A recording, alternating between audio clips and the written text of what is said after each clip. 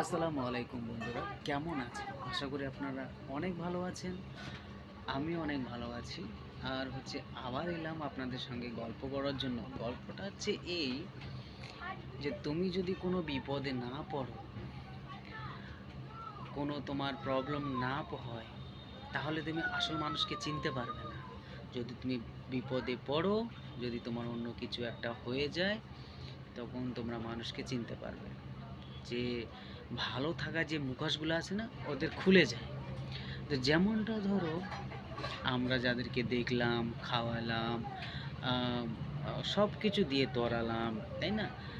দুনিয়াতে এসে চোখ দান দিলাম, সব কিছুতে তরালাম, কিন্তু সেই মানুষগুলোই যদি তোমার উপরে বেইমানি করে, তো ভাই, মানুষের সঙ্গে তাহলে সম্পর্ক রাখাটাই ভুল। কেউ বিশ্বাস করবে না যে এরা আপন না পর।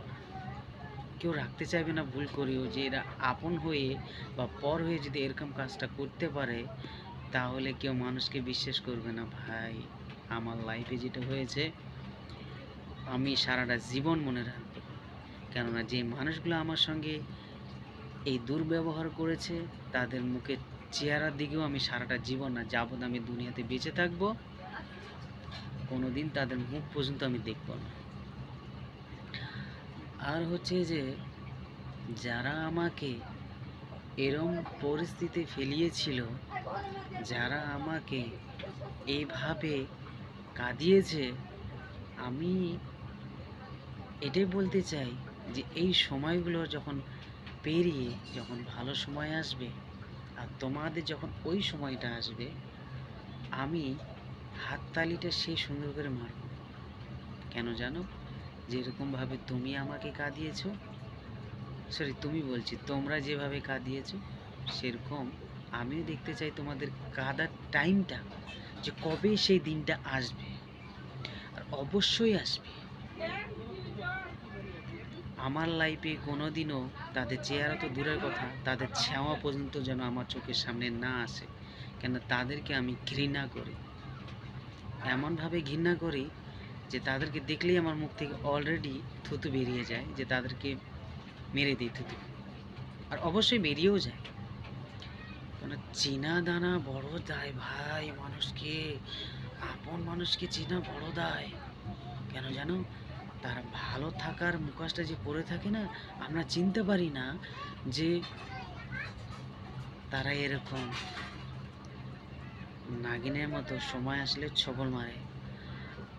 আর যে কোনোদিনও মানুষকে বিশ্বাস করো না, যেরকম বিশ্বাস করে আমি ভুল করেছি, তোমরা কোনো ভুল করো না।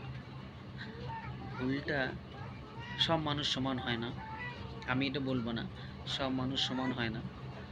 কেউ কেউ আছে যারা গিরগিটি জিটির মতো রূপ বদলায়, তাই না?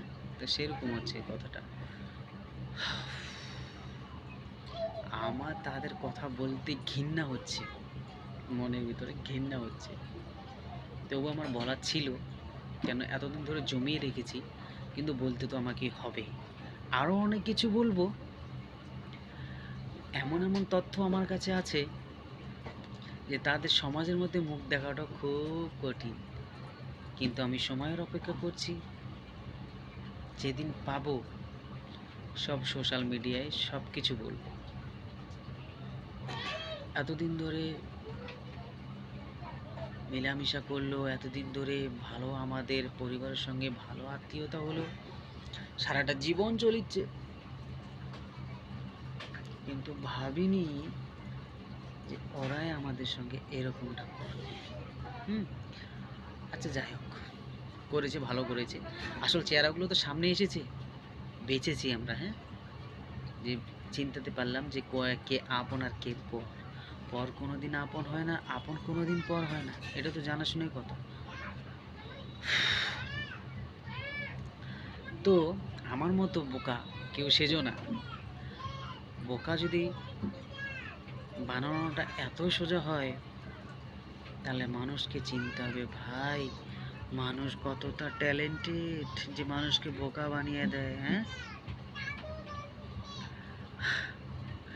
সময় আসো, অবশ্যই সব সব কিছুর হিসাব হবে। আর হিসাবটা যখন নেব তখন ফাটিয়ে দেবো বস, ফাটিয়ে দেব। হ্যাঁ,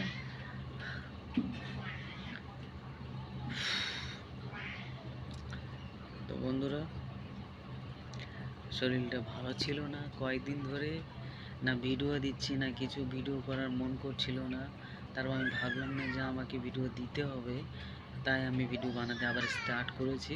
আমি এখন রেগুলারই দুইটা একটা যাই হোক যখনই টাইম পাবো কাজের মধ্যে তখন একটু বানিয়ে আমি আমার বন্ধুদেরকে শেয়ার করব। তো যদি তোমাদেরকে ভালো লাগে আমার কথাগুলো, প্লিজ প্লিজ প্লিজ লাইক করবেন, কমেন্ট করবেন, শেয়ার করবেন, আর একটু ভালোবাসা দেবেন। বাস ভালো থাকবেন, খোদা হাফেজ।